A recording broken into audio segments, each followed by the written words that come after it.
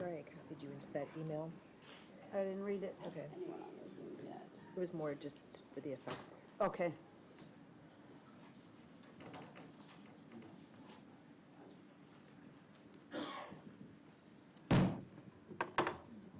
Oh, the crispy one?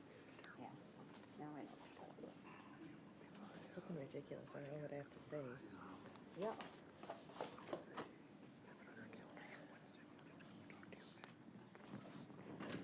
Yeah. Chair.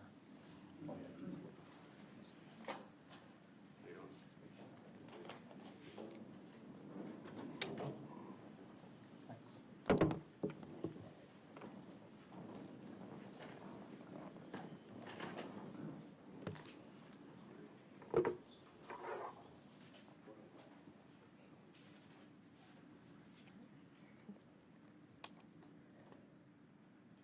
So, but I know you're waiting for Attorney Keys, right?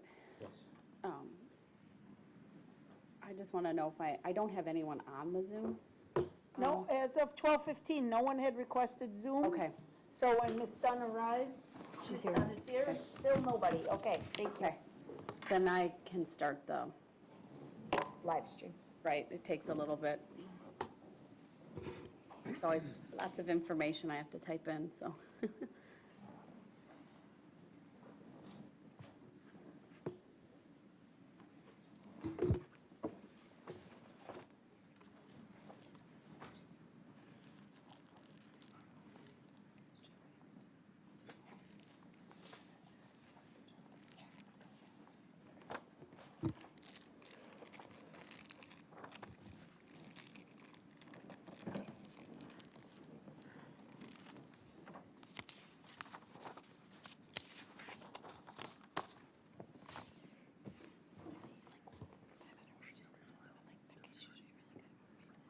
I know. So I was going to look there.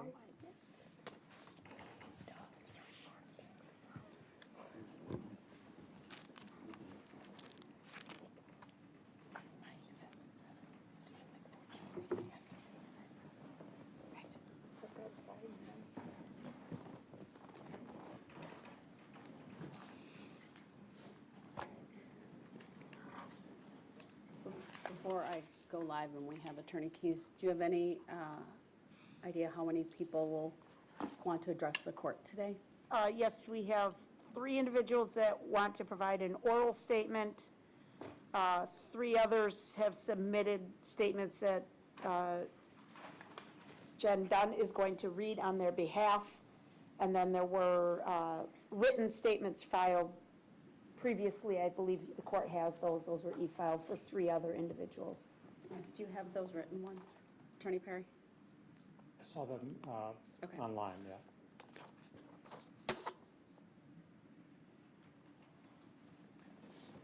So Teresa, make sure the microphone is available. And then if just folks could use the victim key when. They will, yes, to That'd be refer to great. themselves, yes. Yep. Let me get that.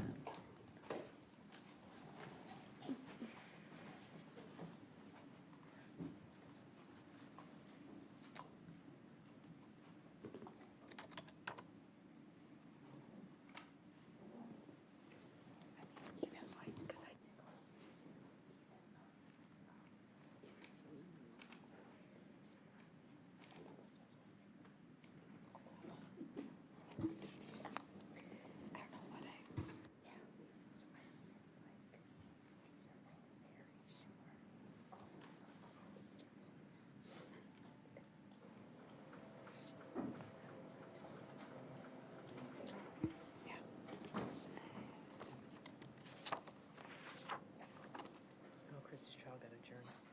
Christie's? It did. Board. No, after. Oh, I know.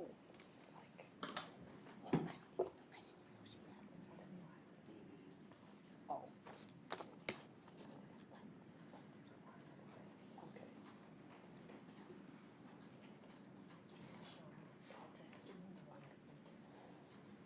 Just for people sitting in the front row, we have our cameras tight. You can see, just might be captured if you're in the front row. I just want to put that on before I go live.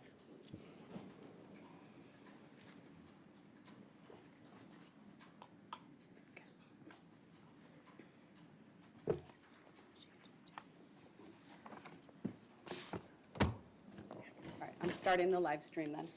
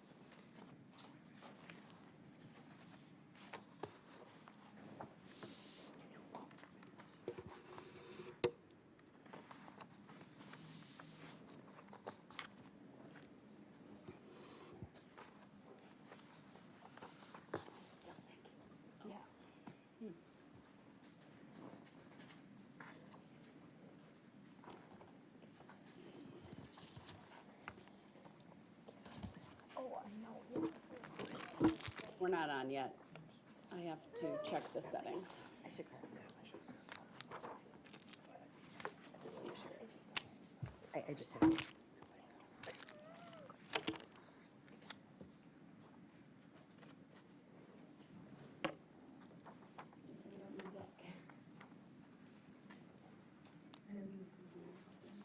What? He mentioned in a side note, he was reviewing something a couple minutes ago.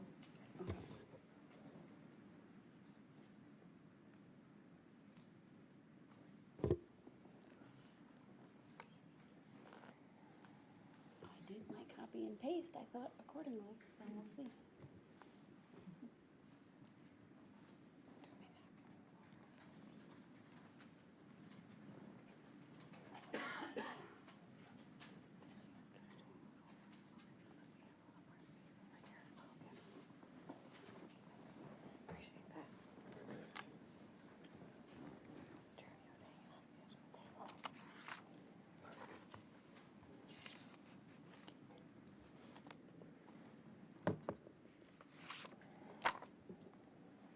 It must be, I think it's working.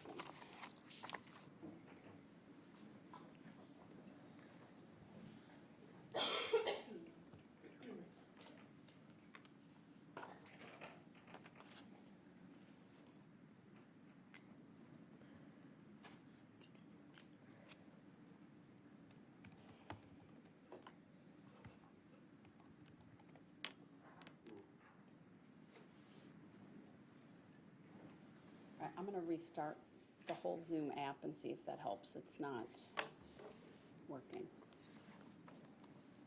So give me a second or two.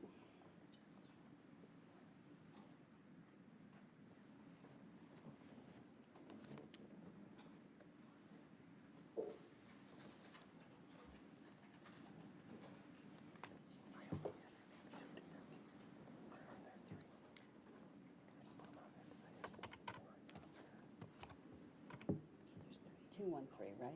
The first one? 205? Yep. 205. Yep. Got it.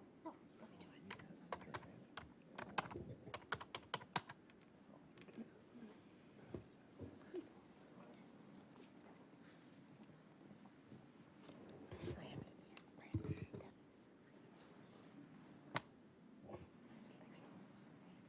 213, 205, 1747, 10. 205, 213. Oh, I had it backwards. 205, 213, 1747. Okay.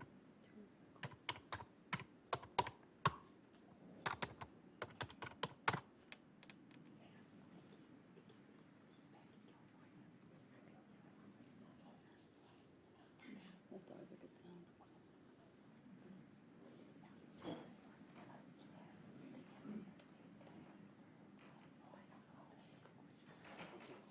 All right, so now I have to fix, hopefully, the live stream.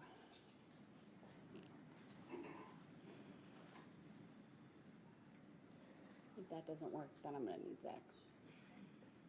he knows that we're not at home. Copied everything, I thought correctly.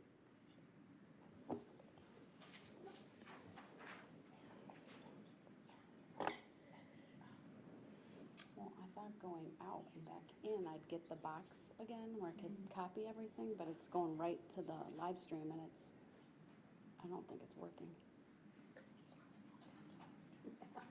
So if you could call him.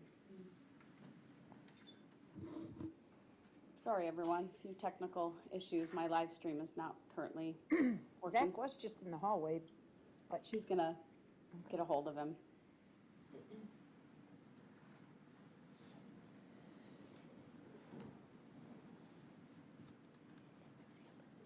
Monica's gonna help too.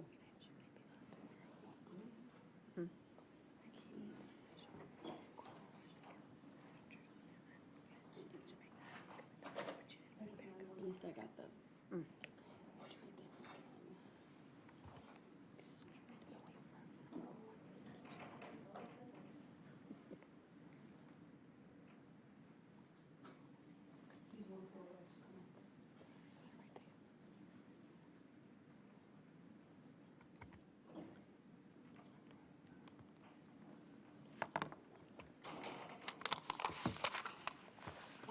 Figured it out.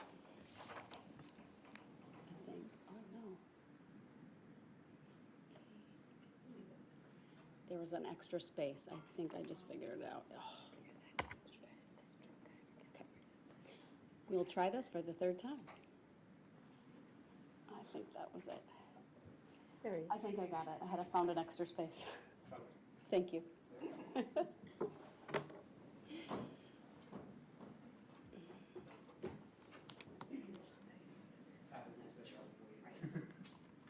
It's working now. I'm not in the Zoom, do you want me to jump in? Is that okay, Zach, that that's black, but it says on my thing it's live streaming? Okay, good. All right, very well. We are up and running them with the live stream. I will call State of Wisconsin versus Darrell Brooks, case number 21 CF 1848. Appearances, please. Good afternoon, Judge Sue Opper, Leslie Basie, and Zach Witchow appearing on behalf of the state. Darrell Brooks appears in person in custody with his attorneys Anna Keys and Jeremy Perry. Good afternoon. All right, good afternoon. We are here today to primarily address the defense motion for adjournment of the trial date that was scheduled to start in October of this year. I want to acknowledge that I did see the state's reply along with 3 written statements that were filed by 3 of the victims. I presume the defense has had an opportunity to review those things as well. We have. All right, I will start with asking the defense for further argument, then I'll turn to the state, including whether any additional victims would like to provide statements either directly or through Jen Dunn. Thank you. All right, go ahead. Thanks, Judge. On March 11th, I think that's the date we were first in front of this court. And in terms of the question about when would the parties be ready, I think that we accurately represented what we understood, certainly the state meant when they said that I don't think there's any reasonable way we could try this case in November or December. But I think what the question really was is to the parties' best estimate as to when they'd be ready to try the case. And in a very short amount of hindsight, with really nothing else happening from that hearing to cause this, just except for going back after that hearing, like I said at the last hearing, reevaluating all the materials and the types of materials that still needed to be reviewed, the types of expertise we were going to need, which I tried to at least summarize in the motion to adjourn. Our best estimate in terms of when the defense would be ready to proceed and be prepared for trial resulted in us realizing that October is not realistic. And so rather than waiting much further down the road when there'd be prejudice to parties or to anything with getting too far down the road with things being sent out, things being relied on too much, tried to really promptly let everyone know of what our best estimate was in terms of when we could be prepared based on the volume. The state makes a comment in its reply that that we failed to advise, or whatever their choice of words were, of a trial in January. I'm pretty sure that at that March 11th hearing, we talked about if it went into 2023, that we'd be talking about March at the earliest. It's true, I didn't list off every case that I'm involved in or every other scheduling conflict, but we have been pretty forthright with the court and parties about what we have in terms of scheduling conflicts and abilities to make this all work.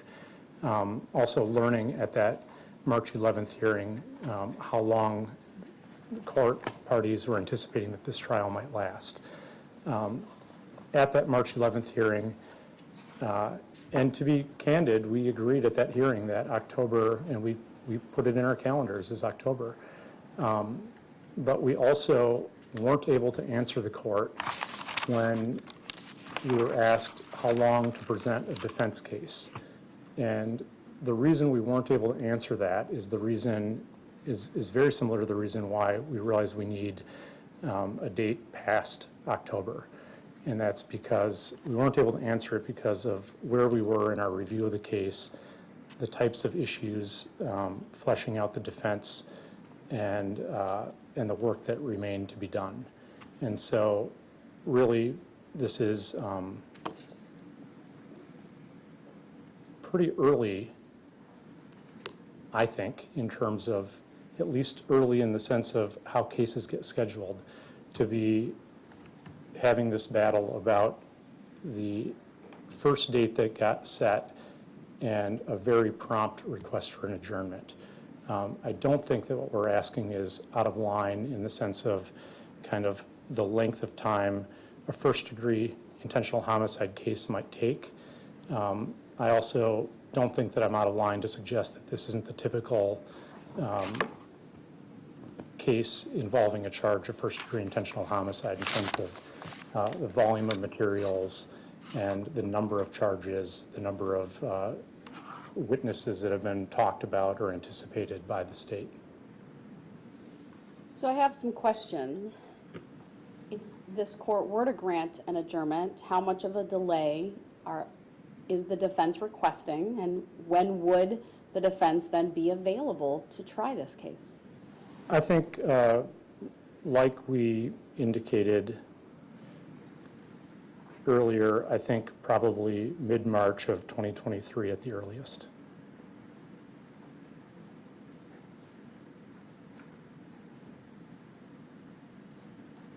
You have another case with some,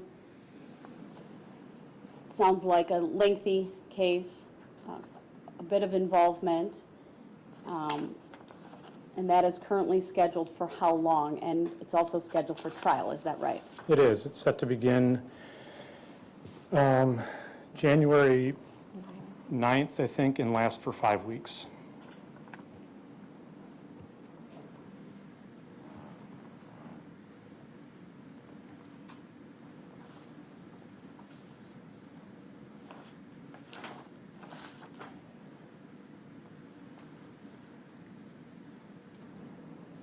If I were to grant an adjournment, why couldn't we look at November or December? Why couldn't we try this in 2022?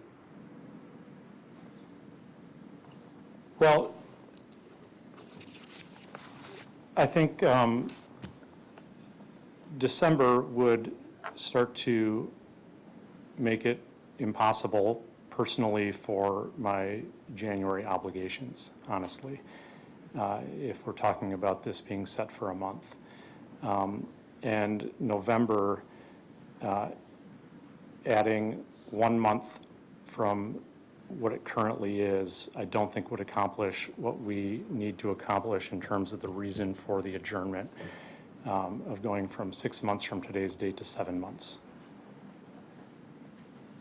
Can you shed a little more light on why 6 months from today would be insufficient in order for the defense to be prepared? The best I can say, like, I guess any case at the early stages of a case, is in terms of looking at kind of preliminarily the issues involved, the volume of discovery, the things that still need to be reviewed. We're trying to provide our best guess based on that, what we can see of the work that needs to be done. And we're trying to do that in a way that doesn't shortchange us and shortchange any of the parties, in a sense where we might wind up coming in and saying, we need 2 more weeks, right? We don't want to do that. We want, when we set a date for a trial of this length and with all the people that are going to be involved in it, to not have to get it adjourned when we get closer to it. In terms of specifics, I can't tell you right now that X expert can only get us their report by a certain date. But I do know the amount of work that we need to do prior to getting materials to an expert for that review and to figure that out, and going by sort of past experience in the agency of how long some of these things take. And I feel confident in saying that 6 months, when we start to break that down into the increments, is unrealistic. Is that something within the agency that's problematic, and the caseload and the availability of experts to review? Or is that case specific? I think it's case specific based on just experience within and just getting experts and the amount of time it takes to review and the amount of time if there's travel involved and those things. But you know, if it probably goes without saying, this isn't our only case, but it's getting a lot of our attention, which it deserves. So it's really, this request is based on balancing all of those things. I asked earlier if you had seen the response filed by the state, and in that response, they list really a timeline of events primarily related to discovery. You recall reviewing that? Yes. Anything about that you would specifically respond to? Is it inaccurate, or is it an accurate recitation of when and what the state has provided to the defense in terms of discovery and opportunity for review of certain things, even if that was prior to the preliminary hearing? No, that struck me as pretty accurate.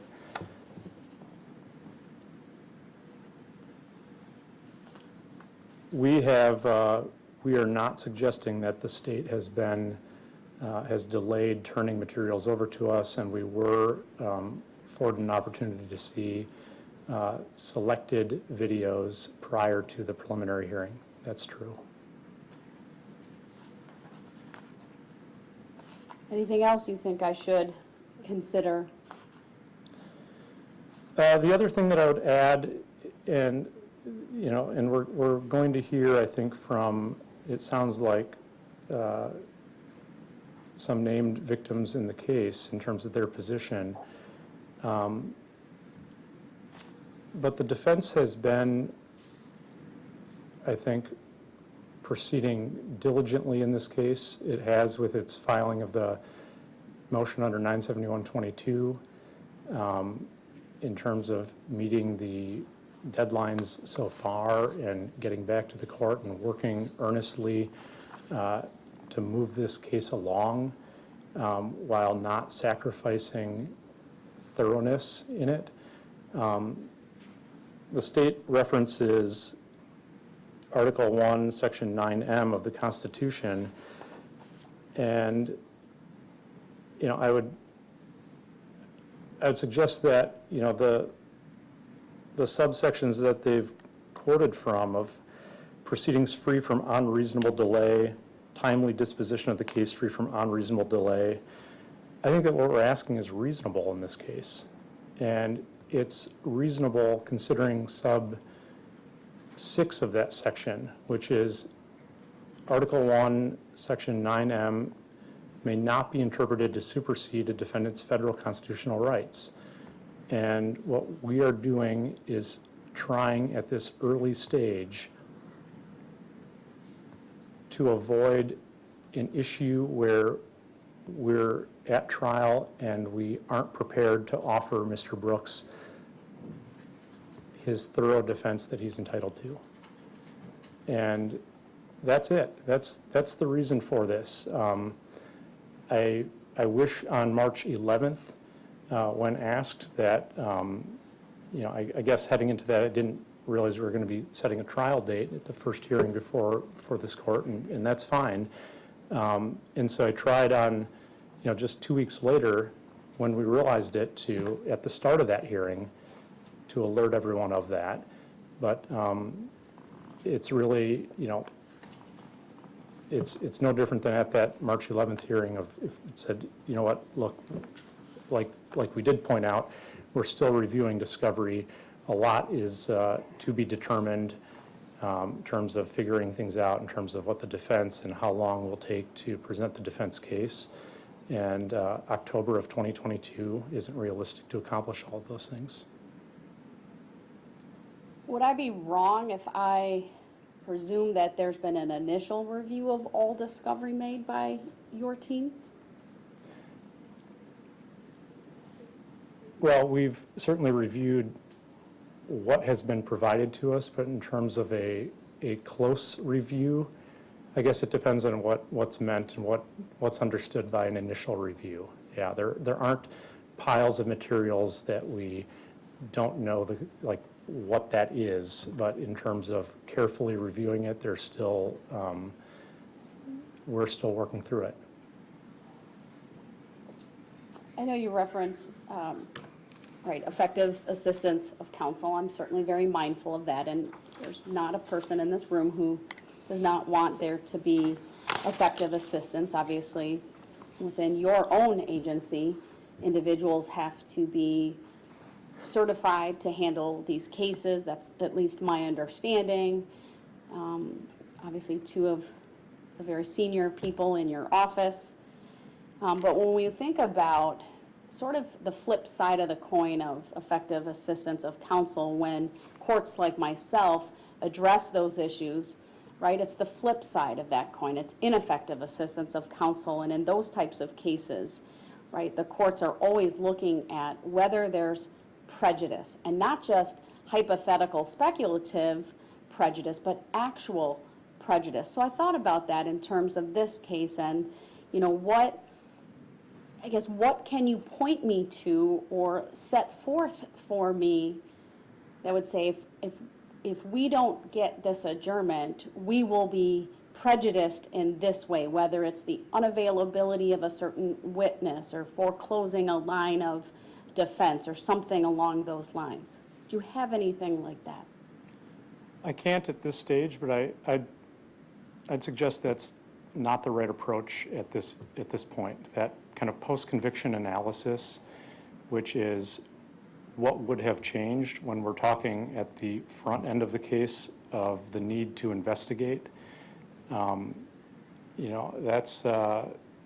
That's the sort of Monday morning quarterbacking of knowing everything that happened and then having to pinpoint the singular item that someone is saying should have been different, and saying how did it matter in light of everything that happened, when at this stage what I can point to are what the aspirations are of the Constitution in terms of what is effective assistance of counsel, and that includes thorough investigation, exploring all possible defenses, and being diligent in just, in doing all of those things. And so sort of providing that appellate perspective on the case prospectively, I think is sort of an impossible thing to do right now, and not really the right standard. And I'm not saying I'm injecting into this a standard, right? But there's still some value in looking at, because I do have to make a decision here today, and a request for continuance is a decision that is within the sound discretion of the trial court. And as you all know, it's a balancing of interests, even at this stage of the game, not looking back, right, Monday morning quarterback or retrospectively, but it's really the balancing of the interests that are at stake. And I know from your filings, and including the motion to change venue and the motion for adjournment, and knowing from personal experience with both of you that you understand very well your obligations as attorneys to thoroughly investigate and your diligence that is needed. And I certainly don't mean, I don't want to come off as if I don't think you understand that. I do understand that you understand all of that, and that is something you take very seriously. But I also think it's a valid question as to, what specifically will this extra time at this point give you? By your own statements here today, it sounds like if I grant a continuance, the entire month of December will not be able to be devoted to this case in any way due to your preparation for a trial that begins in January, which will take up all of January and part of February, right? So it cuts out a significant amount of time that you are asking me to give you to try the case. I mean, if I look at it in that way, there's not a significant amount of extra time that's going to be provided for all of you, right, unless I'm going well past March of 2023. I don't think that's an unfair assessment of the time frame that's been laid out here for me today. That brings me to, why can't this be done yet in 2022? Well, I'd suggest that it's not only me and Attorney Keyes that would be putting all the hours, and only us putting the hours into this case, that we'd have, especially if we talk about consulting with experts, it's allowing enough time for those things to happen. It's enough time for staff in our office to be working on this as well. I hope that by October of this year, I'm not still waiting to personally have reviewed everything in the case. That doesn't mean that everything is lined up for us to be prepared for trial in terms of the other things that might be happening, especially when I refer to consulting with experts on the case. Lastly, from a practical standpoint, we've spent now some significant amount of time preparing these jury questionnaires to assist with the analysis and of the change of venue motion, which I think is important. It's certainly not an idea that anyone came up with in this case. It's something that's been utilized in other cases and some very high-profile cases, even throughout this country. And so from a practical standpoint, if we're not able to do a trial until 2023, then I'm not able to send out the jury questionnaires until sometime shortly after October 1. And so that puts delaying the change of venue motion, because I think it's important to have those questionnaires returned. Given the size of the county that we are in and the size of the master list, understanding, as we talked a little bit about at the last hearing, the master list for 2022 is over 314,000. I've already had our clerk's office send out 2,500 initial jury qualification questionnaires. That's just the basic questionnaire. Of that, we've had over 1,500 already returned. So it's a significant amount of people that I would want to send this questionnaire out to. Frankly, much larger is my understanding than what we did for a case like Slender Man. And I'm not saying that those are apples to apples, right? But that's what we have by way of recent experience here in Waukesha County. And so is the defense prepared for the possibility then that that change of venue motion will not be decided in all likelihood until closer to the end of 2022? And is that reasonable or acceptable?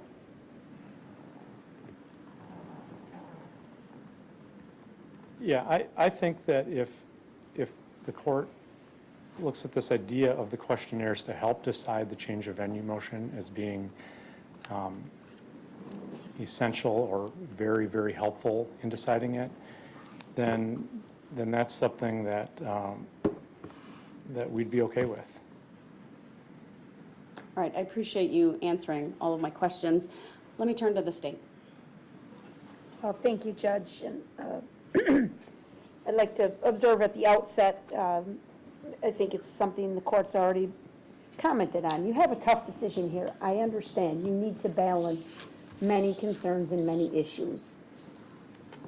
Providing Mr. Brooks with a fair trial is, of course, one of those. Providing the victims with a fair trial and a speedy disposition is another one.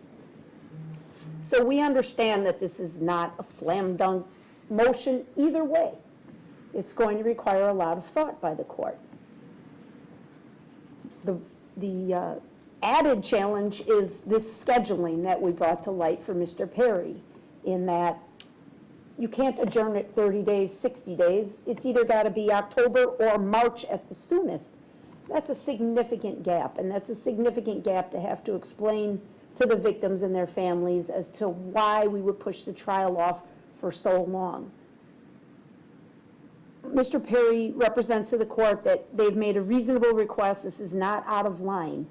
That may be true. It's frankly too difficult to assess from the information we have before us. You've asked a lot of pointed questions looking for definite answers, and we still really don't have them. They still haven't told us, when would you like this trial? How long of an adjournment do you need?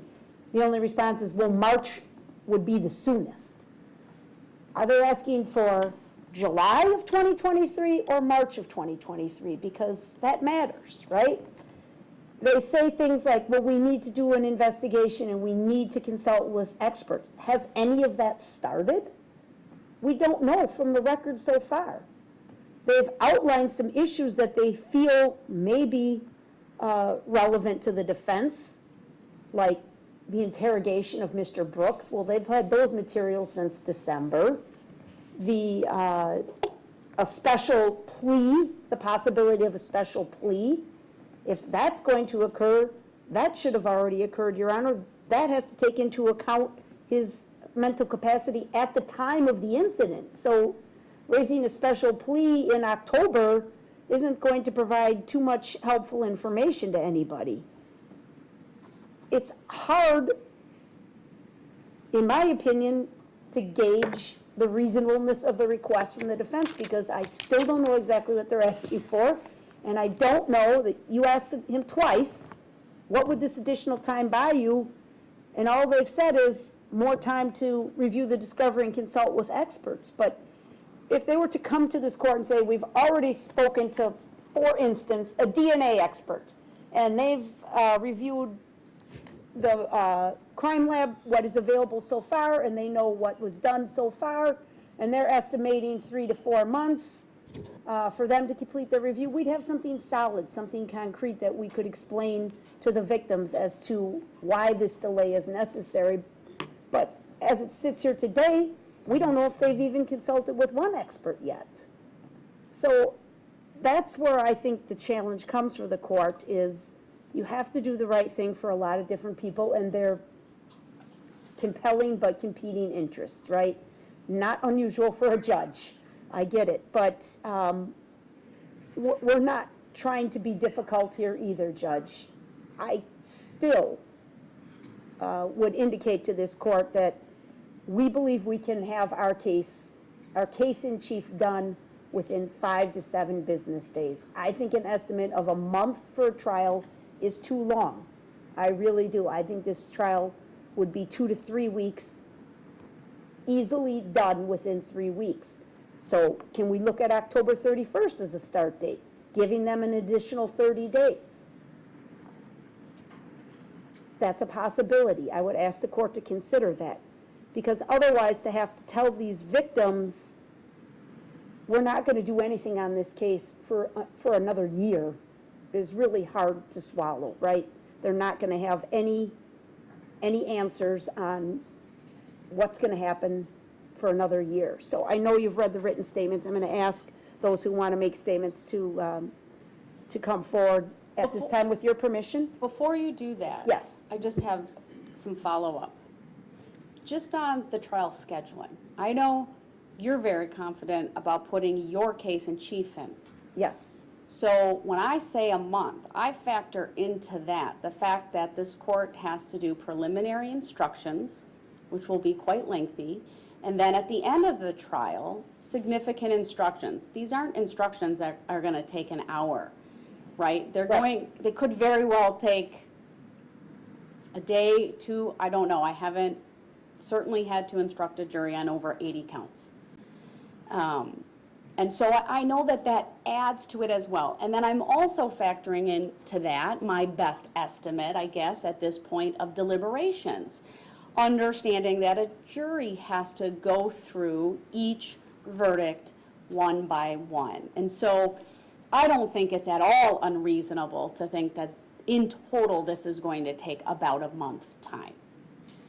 You know, I understand. it might take less, but I'm trying to be mindful of everyone's schedules and give this case the time that it needs for all aspects of the trial. You may very well be right. It can be done closer to 3. But I did want to put that on. What about, though, this idea that the trial, if it goes into November, do you think there's any potential, I guess, for prejudice there coming up on the 1-year anniversary? I know that I haven't looked at that in any specificity. If there's any case law, I would think there would not be, but have you thought about that? I did think about that, and that's one of the factors that I mentioned on March 11th. Yes, and not only prejudice to the defendant, but difficulty for the families, right? So, yes, that is something that I think we should consider. But I think we should weigh that in the scheme of things, Your Honor, or the scope of things of, does that potential prejudice and pain outweigh the need to get the case done in a reasonable amount of time? And what about the month of December? That'd be the last, I guess, question, at least at this point. What are your thoughts about that? Yes, I think we're definitely prepared to do this in December, Your Honor.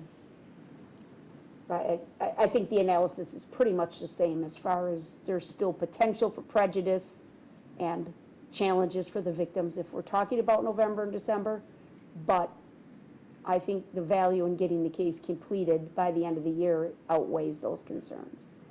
All right, thank you. Then I will hear from anyone who would like to make a statement. Today, I only ask that you utilize the identification from the victim identification key as you do so. Sure, so first we're going to have... And utilize a microphone. Yes, this is, first there'll be a comment by victim O speaking on behalf of himself. Thank you so much. If you could stand for me, please, so I can see you. Thank you. Go ahead. I feel that the court should not grant the motion for trial to be moved even further from the current scheduled date in October of the proposal for 2023, as victims in the city itself will continue to be affected as this case continues to be lingered on or pushed out, which is something that does not need to happen, as I believe closure is the biggest thing that the victims of this case and the case itself needs. Thank you. And then we have the mother for victims AA and BB. Thank you. Good afternoon. As a mother of 2 victims in this case, I'm seeking enforcement of the statutory and constitutional right to a speedy disposition of the case, and the right to have the victim's interests considered when deciding whether to grant a continuance. Moving the trial date to 2023 will cause additional emotional distress and prevent our family and hundreds of others from healing from this trauma. The 6 killed did not have a choice of how much time they had left on this earth. The more than 60 injured did not have a choice of how much time they had to enjoy the quality of life they may never regain. This case, however, both defense and prosecution was given ample time with an October trial date. Pushing the trial to 2023 would continue the emotional distress for the victims. Judge Darrell, please consider the victim's right in this case and do not grant a continuance. Thank you. Thank you. And then finally, we have the granddaughter of victim A. I understand that the trial wishes to be pushed back, but respectfully, I disagree with the idea of adjournment and would like to voice my opinion. My grandmother was one of the ones that was struck and killed by Darrell Brooks in the Waukesha parade. I was incredibly close to her, and her life was ripped away from myself, my family, and my grandmother's friends without so much of a chance of the ability for us to even say goodbye. I think that in order for my family and the other victims' families to properly heal, the trial needs to be set in October. We need to see justice on the day the trial was originally set for. We cannot rest easy or even find a sliver of peace until that is done. Trials create indelible records upon records of the facts presented for this very case. We all already know Darrell Brooks deserves to be locked up. However, trying to bring members from another county will just provide the same results. No matter where this trial takes place, people all around the entire state, county, and even world are angry about this, and we as victims deserve the justice that we were promised. Thank you, Your Honor. Thank you. Ms. Dunn, I believe you have some statements as well you'd like to read on behalf of them. I do. I have some statements from victims who could not neither be here or felt they could not read it themselves. The first is from the mother of victim Z. Judge Doro, 4 months ago, our daughter's dance team came out to spread joy and holiday cheer to our community. What they didn't know was that day their lives would be forever changed.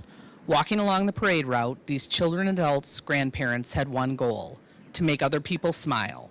And in one instant, that all changed. Lives were lost and childhoods were shattered. Families rushed to their loved ones to hold them and pray they would survive. This was a moment no one will forget.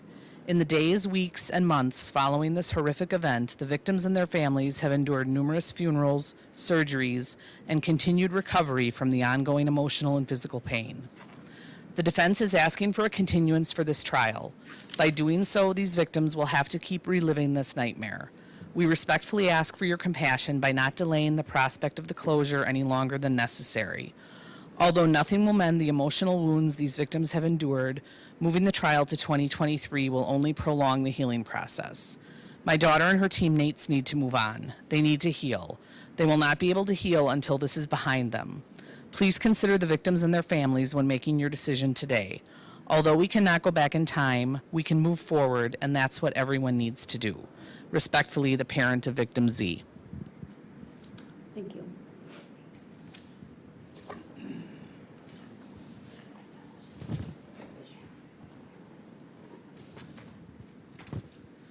This next one is from the mother of victim II, victim JJ, victim LL, and victim KK. She emphasized that she is the mother of 4 children, all struck in this incident. Good afternoon, Judge Doro. I start off by asking you to please consider the victim's rights in this case and do not grant a continuance. My children who were bluntly hit by Mr. Brooks deserve justice with a speedy disposition of the case. They should not have to see this continued trauma during the 1-year anniversary and the holidays surrounding this tragedy. Let my children celebrate the holidays instead of hiding in fear of what's next. I believe the October trial date should remain and the continuance should be avoided at all costs to assist the healing with my children. The set October date should be ample time to prepare for the resolution of this case. Thank you, Judge Doro. And the final letter is from the mother of victim HH. As a victim in this case, I am asking the court to consider the victim's interest when deciding to grant a continuance. This extremely violent event has been a horrific experience for many. By moving the trial into 2023, the victims will continue to deal with the emotional and mental strain that has come with this incident longer than what we need. Unfortunately, my child did not get the choice to prolong her quality of life. Instead, she was forced into a lifestyle of fighting for her life, multiple hospital stays, multiple ongoing surgeries, and ongoing doctor appointments. This event has caused a daily impact on her life with no sure fix with the medical issues. Her 11-year-old normalcy was taken from her too soon. I am begging for you to consider finishing this trial as soon as possible so that my family and many others can find some sort of emotional ending in this incident, especially since my family is stuck with lifelong daily reminders that feels as if they will never come to an end. Thank you, Ms. Dunn. Thank you. Attorney Upper, anything else from the state? No, Judge. Attorney Perry, since it is your motion, I'll give you any final last thoughts or words you have at this time. Sure. An example offered by the state is a good one, talking about how we're not sitting here today saying we've talked to a DNA expert and they've told us this is how much time it will take to analyze the DNA. The DNA is one of the things that we're still waiting on, and that's part of it, right? It's the just at the start of a case doesn't mean, and then, the discovery's been received and everything is just flying along in terms of the analysis. So that's an example where it would be impossible for us to have consulted with a DNA expert to do that. And it's information that's still outstanding to us. Any other information you believe is still outstanding? I don't know, I guess. I don't know what I don't know in terms of the things that will be turned over to them, additional statements, things that we'll learn as this case goes on. And that's part of it with the court's earlier question about what aspect would there be prejudice from? And that's sort of the, I think it would be kind of outrageous for me to say, well, like, we don't need to investigate this because if we investigate it, nothing will come of that, right? We can only know that by kind of turning over those stones. And I'm not suggesting turning over unreasonable ones. It's all, it's based on kind of our assessments of what is, reasonable things to pursue based on what is known. And at this stage in the case, there's still a lot of work that needs to be done by us. Attorney Apper, as you know, the crime lab and the hygiene lab, they both have backlogs, and oftentimes we do not get reports and analysis of evidence until sometimes days before trial. Now, so tell me what, and let me preface this, I know the parties understand this, but the public may not understand this. I obviously don't have the discovery. That is not something that comes to the court. The court has the criminal complaint, the court has the various filings, and then call it offers of proof if you will at this point regarding what's out there. So if I could have a little bit more information about what evidence has been submitted to either the crime lab, the hygiene lab, or for further testing for which there are not reports received. DNA is the last big one, Your Honor, and I did call there this morning. I spoke to the analyst who's worked the case. He indicated to me all of the analysis is completed. He has a draft of his report. He's just waiting for a peer review to be completed. He estimated I would have the report by the end of this week or the middle of next week. And other than that, toxicology is complete. I believe trace is complete. And I don't think there was anything else at the crime lab. Anything done with the vehicle? That's the DNA. There was a mechanical inspection that's been done and turned over to the defense. That was done by State Patrol. That's all complete.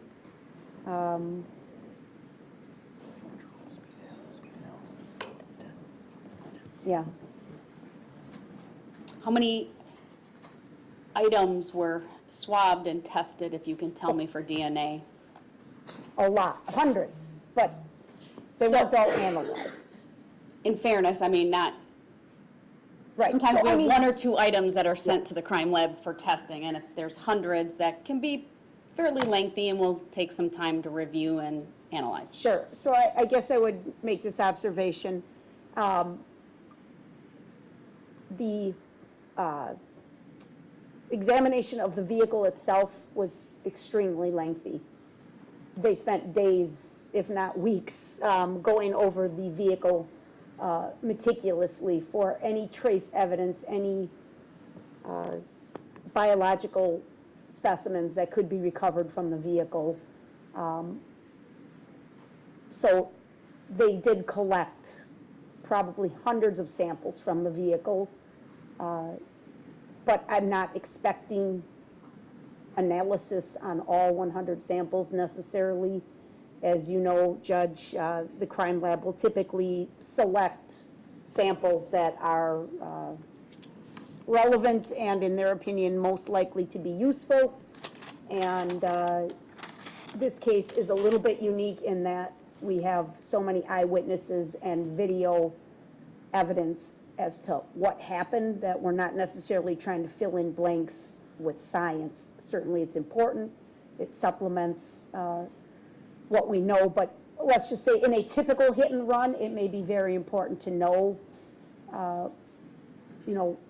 every amount of DNA that can be found on the vehicle, but there's other factors in this case that will be able to prove that without the science.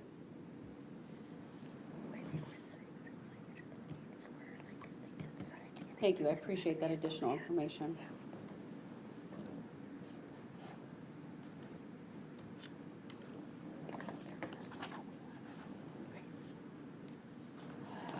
All right, what I am going to do, I want to take some time to further digest what I've heard. I don't need a lot of time, but I want to just think about some of this added information that I just learned today. I will leave the live stream up and running, but I'll have my clerk mute our court audio. I'll take at least a half an hour to do that, and then so we'll reconvene, let's say, at 3:30 for a decision.